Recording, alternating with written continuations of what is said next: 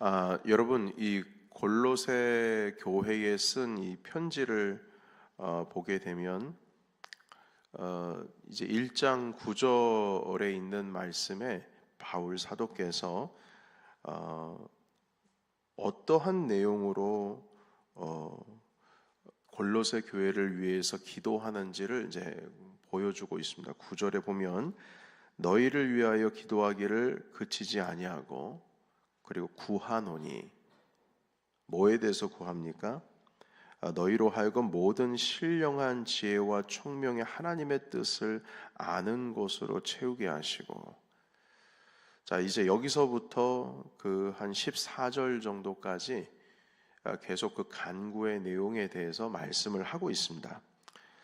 자, 그런데 이 내용을 보시게 되면 우리가 예수님을 믿는다고 할 때 사도 바울이 예수님을 알고 믿는 자로서 그리스도인들이 어떻게 서야 함을 말씀하실 때 그 정도와 수준과 깊이가 우리가 그냥 설렁설렁 때가 되면 예배드리고 주님 앞에 나오는 그 정도의 수준이 아니라는 것을 오늘 이제 발견하게 됩니다. 골로새 이방 교회죠. 유대인들이 아닙니다. 그 이방인들 중심으로 모여 있는 교회에게 하신 말씀이 1장 9절에 보면 모든 신령한 지혜, 그 지혜와 총명의 하나님의 뜻을 알게 하는 것으로 채우게 하기를 원한다라고 하면서 이걸 위해서 기도하신다는 거예요. 여러분, 그리스도인들은 지혜와 지식과 총명이 가득해서 하나님의 뜻이 무엇인지를 알고 이 세대를 본받지 말고 하나님의 기뻐하시고 선하시고 온전하신 뜻이 무엇인지를 알면서 살아가야 됩니다. 그 정도 수준까지 우리가 나아가야 된다는 거예요. 하나님의 뜻이 목사만 아는 게 아니고 여러분들께서도 성령께서 하시는 말씀을 들을 줄 알아야 된다는 겁니다. 그런데 제가 지금까지 목회하면서 하나님의 어떤 뜻이 있는지 안다고 저한테 오셔가지고 구체적으로 말씀하시는 분들이 있어요. 근데 그분들의 공통된 특징이 뭐냐면은 다들 하나님의 뜻을 알았다고 해서 말씀하셨다고, 자기한테 말씀하셨다고, 그리고 말씀하신 공통점이 뭐냐면은 교회를 떠나실 때 그런 말씀하시더라고요. 하나님이 말씀하셨다. 하나님이 그런 마음을 주셔서 떠난다고. 그래서 제가 속으로 뭐라고 그랬냐면 그 하나님 자만 좀 빼버리지, 그냥 나가려면 그냥 나가지 뭘 하나님의 이름을 붙여가지고, 이건 하나님의 이름을 망령되게 일컫는 겁니다. 자기가 기도를 오랫동안 기도했다나, 어디서 기도하셨냐고 그러니까 다른 교회 가서 기도하셨다는 거예요. 여기 와가지고 기도하기는 좀 그렇고. 그러니까 여러분께 무슨 말이냐면요, 왜 하나님의 뜻을 아는데 왜 그 지점에서만 아냐 이 말인 겁니다. 제가 그걸 부인하지 않겠습니다. 그러니까 제가 지금 말씀드리고자 하는 것은 왜 이 세대를 본받지 말고 이 세상과 구분해서 하나님의 선하시고 기뻐하시고 온전하신 뜻이 무엇인지를 분별하라고 했을 때 왜 그 지점, 그 시점에서만 분별하냐 이 말인 겁니다. 왜? 오늘의 삶에서 분별 못해요? 가족 간의 관계 속에서, 성도의 관계 속에서, 매일의 삶 가운데서 하나님의 뜻이 무엇인지를 분별한대요. 왜 그 시점에 왜 저에게 와서 그 말을 하는 겁니까? 저는 제가 속으로 어떻게 얘기했냐면, 내가 아는 주님은 그렇게 말씀 안 하셨는데 이렇게 얘기를 하기도 했습니다. 제 속으로. 그러니까 무슨 뜻이냐면, 하나님의 뜻을 분별하고 안다라고 했을 때 사도 바울은 분명히 오늘날의 그리스도인들이 그걸 알기를 원하는 거예요. 그러나 그 적용을 잘 해야 됩니다. 어떤 특정한 부분을 간절히 기도함으로 깨닫는 바도 있겠지만 여러분들의 삶 가운데 있어서 매일의 삶 가운데 하나님의 뜻을 구하면서 살아가야 될 줄로 믿습니다. 매일입니다. 매일에서. 왜 딱 그 시점에서만 그 얘기를 하냐 이 말이에요. 그래서 로마서 12장 1절에서부터 2절까지 있는 말씀에 보면 이 세대를 본받지 말고 하나님의 선하시고 기뻐하시고 온전하신 뜻이 무엇인지를 분별하도록 하라 하신 말씀이 바로 이것이 너희가 하나님께 올려드릴 영적인 예배니라 말씀합니다. 예수 그리스도를 믿는 자들은 이 세대를 본받지 말고 하나님의 선하시고 기뻐하시고 온전하신 뜻이 무엇인지를 알아야 됩니다. 그 말씀을 로마서에서 하신 말씀을 지금 골로새서 1장 9절에서도 똑같이 말씀하십니다. 자, 그리고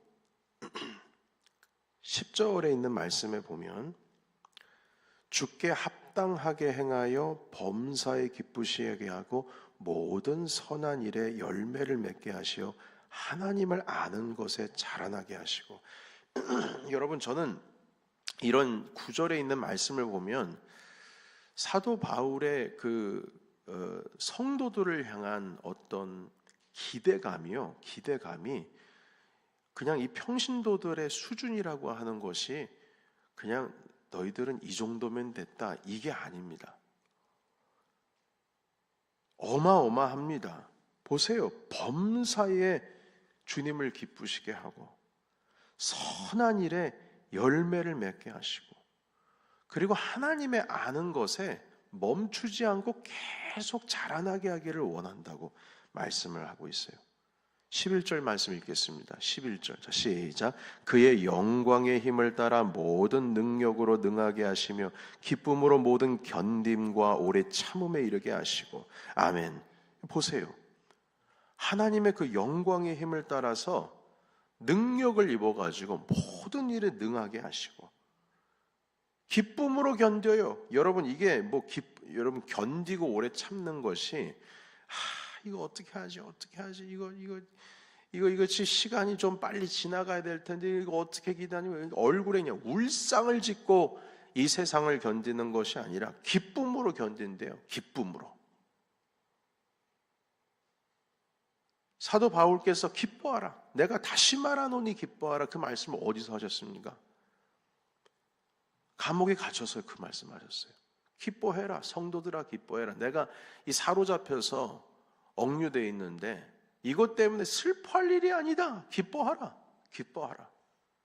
내가 갇혀 있음으로 인하여서 경쟁적으로 나와 경쟁하고 있는 도전적인 선교의 활동을 하고 있는 전도의 역할을 하고 있는 그 사람들이 막 힘을 얻어가지고 바울과 경쟁하고 있었거든요. 근데 바울이 감옥에 갇혔어요. 근데 그걸 보고 경쟁하는 사람들이 속으로는 좋아해요. 경쟁하고 있었으니까. 그래서 내가 만약 감옥에 갇힘으로 인해서 복음이 그 사람들로 하여금 더 막 이렇게 불일 듯 해가지고 복음이 전파됐다? 박수칠 일이다. 기뻐해라. 내가 감옥에 갇혀 있는 거 아무것도 아니다. 기뻐해라. 그러니까 이 정도의 수준을 골로새 교회에게 지금 요구하고 있는 겁니다. 여러분 12절에 있는 말씀 한 번 더 읽겠습니다. 12절. 자, 시작. 우리로 하여금 빛 가운데에서 성도의 기업의 부분을 얻기에 합당하게 하신 아버지께 감사하게 하시기를 원하노라. 아멘. 여러분 보세요. 빛 가운데에서 우리 성도의 기업의 부분을 얻게 하신, 우리가 하나님으로부터 받을 유업이 있고 그것을 이 땅 가운데서 그 유업을 받아서 누리고 다스려야 할 우리의 사명이 있습니다. 그것에 대해서 감사하게 하시기를 내가 구하고 있다. 여러분 그러니까 이 기도의 수준을 보면은요, 그 사도 바울의 골로새 교회 이방 교회의 그 성도들을 향한 기도의 수준을 보면 꼭 무슨 신학교 졸업한 이 사명자들, 목회자들을 위한 기도 같아 보여요. 여러분, 사도 바울이 이렇게까지 우리 모든 성도들에게 그 수준에 있어서, 기도의 수준과 기대하는 수준에 있어서 그냥 이렇게 그냥 대충 설렁설렁 때 되면 예배드리고 오는 그런 수준이 아니라 어마어마한 하나님 아버지 그 영광의 빛에 이르는 수준에 이르는 기도를 하는 이유가 있습니다. 그 이유가 뭔 줄 아십니까? 바울이 예수님을 만났거든요. 다메섹 도상 위에서 주님을 만나고 나서 그 속된 말로 이게 장난이 아닌 거예요. 주님을 봤다 이 말이에요. 내가 주님을 봤다. 그리고 주님이 나에게 사명 주셨다는 거예요. 여러분, 예수 그리스도를 인격적으로 조우하는 순간 우리의 삶이 변화되지 않을 수가 없습니다. 그분께서 우리의 그리스도시고 살아계신 부활하신 하나님이라고 하는 사실을 깨달아 아는 순간 여러분, 우리가 인내하지 못할 것 없고요. 그리고 오래 참지 못할 것 없고요. 모든 것이 그냥 해결이 되는 거예요. 해결된다는 뜻은 무엇이냐면 주님이 내 아버지시라는 거예요. 그분이 내 구원자시라는 거예요. 그러니까 그 사실을 알고 있는데 어떻게 이렇게 살 수 있냐는 거예요. 그러니까 사도 바울이 그냥 막 뚫고 지나가는 이유가 있습니다. 말을 하는데 거침이 없고 몸에 매를 맞고 돌 맞는데 거침이 없습니다. 아니 여러분, 사도행전에 보시게 되면 돌 맞아가지고 사람이 죽은 줄 알고 성 밖으로 던져버렸거든요. 던져버렸어요. 그런데 그 사도 바울이 정신을 차렸어요. 피는 뚝뚝 흘리죠. 분명히 돌을 머리에 맞았으니까 정신을 잃었겠죠. 근데 그 사도 바울이 다시 자기를 돌로 내친 그 성으로 다시 들어갑니다. 다시. 그러니까 이 정도의 이거는요, 여러분, 객기, 무슨 고집, 원래 사도 바울이 똥꼬지였기 때문에 이거는 이렇게 한 거다. 여러분, 성격 아닙니다. 여러분, 물론 그럴 수 있지만 사도 바울이 주님을 만난 게 확실하거든요. 아니 어떻게 전과 후가 확 바뀝니까? 그러니까 이 골로새 교회 성도들에게 예수 그리스도를 믿는다는 게 뭔지를 분명히 알려주고 싶은 거예요. 알려주고 싶은 거예요. 주님을 만나야 된다. 만나야 된다. 그 주님을 만나야지 진짜 신앙을 하는 거다. 하나님께서 제대로 이 사도 바울이 제때 태어나지 않은 미숙아로 태어났지 않습니까? 이 부족하고 괴수 중에 괴수인 이 나를 들어 쓰셔가지고 이방인의 사도로 삼아줬다라고 하는 그 사실에 그냥 대충 감사합니다 이게 아니고요. 이건 천지가 진동할 일이었어요. 본인에게 인생에 있어서. 그러니까 가만히 있을 수가 없는 겁니다. 그래서 여러분 보십시오. 15절 이후에 보세요. 15절 이후에 보시게 되면 예수님에 대한 찬양이 나오는데 뭐라고 나오시냐면, 자, 결론적으로 말씀드리자면 예수님이 넘버원이라는 거예요. 모든 것 중에서 최고라는 겁니다. 그러니까 이걸 알아야 된다는 거예요. 이걸 모르고 살아가는 것은 억울한 거예요. 억울한 거. 우리가 얼마나 놀라운 하나님의 권세를 누리고 있는지 이걸 모르면은 이건 억울한 일이라는 거예요. 억울한 일. 여러분, 어제 문정훈 목사님 말씀하실 때 예수님께서 너희가 나보다 큰 일을 할 것이다 이 말씀을 하셨는데, 그 이전에 하신 말씀이 내가 길이요 진리요 생명이라 나로 말미암지 않고는 하나님께로 갈 수가 없다 이 말씀을 하셨잖아요. 예수님의 이름을 그분만이 길이고 그분만이 진리고 그분만이 생명이라고 하는 말씀을 알 뿐만 아니라 확실한 믿음으로 있는 사람들에게 그 큰 일이 이루어지는 건 줄로 믿습니다. 이거 믿는 게 아니고 그게 사실이에요. 그 큰 일이라고 하는 것은 성령의 역사, 성령의 임재하심, 성령님의 도래하심을 말한다라고 어제 가르쳐 주셨는데, 여러분 그 마가의 다락방에서 성령 받은 120명이요 예수 그리스도께서 부활하신 우리의 주님이라고 하는 사실을 대충 한 게 아니에요. 그분들은 이미 경험한 거예요. 주님을 봤으니까. 그러니까 이분들의 심령 가운데 있어서는 이제 물불 안 가리는 거예요. 그리스도의 이름이 진정으로 길과 진리요 생명이라고 하는 것이, 여러분 사실 베드로 사도께서 주는 그리스도시요 살아계신 하나님의 아들입니다라고 믿음의 고백을 했지 않습니까? 그런데 사실 신학자들은 그걸 뭐라고 말하냐면 좀 덜 된 신앙 고백이다 이렇게 말합니다. 왜냐하면 그 신앙 고백하자마자 예수님 배반했거든요. 그런데 언제 바뀌냐면 성령 받은 그 순간부터 바뀝니다. 그때가 언제였냐면 부활하신 주님을 만난 이후예요. 그러니까 여러분 여기 보시게 되면요, 주님이 넘버원이다. 이걸 평생의 이 삶으로 경험한 사도 바울이 제발 골로새 교회야 너도 알기를 원합니다. 너도 알기를 원한다. 답답해가지고 그 골로새 교회에게 지금 편지를 하고 있는 거예요. 보십시오. 읽어보겠습니다. 15절 보세요. 제가 읽겠습니다. 그는 보이지 아니하는 하나님의 형상이시요. 벌써 여기서부터 넉다운입니다. 지금까지 우리가 주님을 본 일이 없는데 그분의 형상이라고 하잖아요. 이건 대충 하는 말 아니에요. 내 하나님을 만났다는 거예요. 모든 피조물보다 먼저 나신 자니, 왜냐하면 그때 당시에 예수님을 하나님으로 인지하지를 않고 인간으로 인지하는 사람들이 있었거든요. 아니에요. 모든 피조물에 가장 먼저 되신 분이시다 하시면서 피조물이시지만 어떻게 된 줄 아십니까? 16절에 보게 되면 그러니까 피조물보다 먼저 나신 이라고 하는 것은 태초에 우리가 있을 때 전에 계셨다라고 하는 뜻이에요. 피조물이란 뜻이 아니고. 자, 그래서 16절에 보면 같이 읽겠습니다. 시작. 만물이 그에게서 창조되되 하늘과 땅에서 보이는 것들과 보이지 않는 것들과 혹은 왕권들이나 주권들이나 통치자들이나 권세들이나 만물이 다 그로 말미암고 그를 위하여 창조되었고. 아멘. 여러분 벌써 주님이 창조주시다, 예수가 창조주시다 이렇게 말씀하고 있잖아요.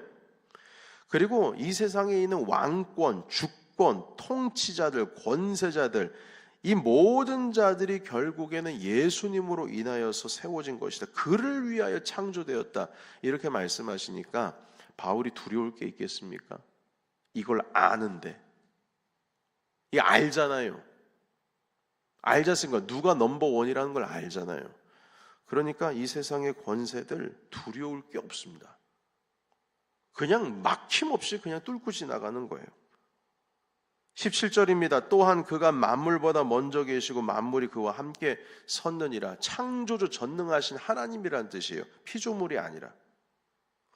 18절 그는 몸인 교회의 머리시라. 그가 근본이시고 죽은 자들 가운데서 먼저 나신 이시니 이는 친히 만물에, 자 보세요, 으뜸이 되게 하려 하시며 아버지께서는 모든 충만으로 예수 안에 거하게 하시고 그의 십자가의 피로 화평을 이루사 만물 곧 땅에 있는 것들이나 하늘에 있는 것들이 그로 말미암아 자기와 화목하게 되게 하시기를 기뻐하십니다.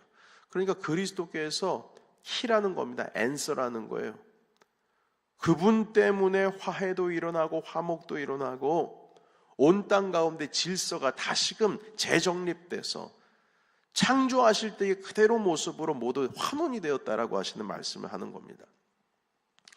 여러분, 예수님의 이름이 정말 길과 진리와 생명이 된다라고 하는 믿음을 가지고 있는 자들은요, 그리스도의 장성한 분량에 이르기까지 오늘도 성장하게 될 줄로 믿습니다. 이걸 알아야 성장되는 거예요. 모르면요, 그냥 그저 그대로 그냥 살아가는 겁니다. 여러분, 이 세상에 우리가 길면 100년 사는데요, 이 세월은 영원의 삶을 준비하는 기간입니다. 우리는 여기에서의 생명이 끝나면 영원의 세계로 들어가요. 이게 준비하는 시간이에요. 근데 이 시간을 예수 그리스도의 이름의 그 권세와 권능을 모르고 살아가면 억울한 겁니다. 제대로 준비 못하고 있는 거예요. 그래서 여러분, 우리가 오늘 이 말씀을 통하여서 이 새벽에 예수님께서 얼마나 크고 놀라우신 분이신가를 하나님 우리도 경험하기를 원합니다. 사도 바울이 주님을 만난 것처럼 우리도 주님을 만나기를 원합니다. 내 안에 예수님께서 겟세마네 동산에서 고민하셨던 것처럼 내 안에도 고민거리가 있다 할지라도 주님이 길과 진리와 생명 되신다라고 하는 그 믿음이 있으니 주님, 이 모든 것을 내가 예수 이름으로 이기겠습니다. 이 믿음으로 이 아침에 서시기를 원하고, 오늘 기도 리더십 두 번째 말씀 부흥 사경회 때도 이 말씀으로 여러분 큰 은혜 되시는 이 귀한 저녁 시간 되시기를 예수님의 이름으로 축원합니다.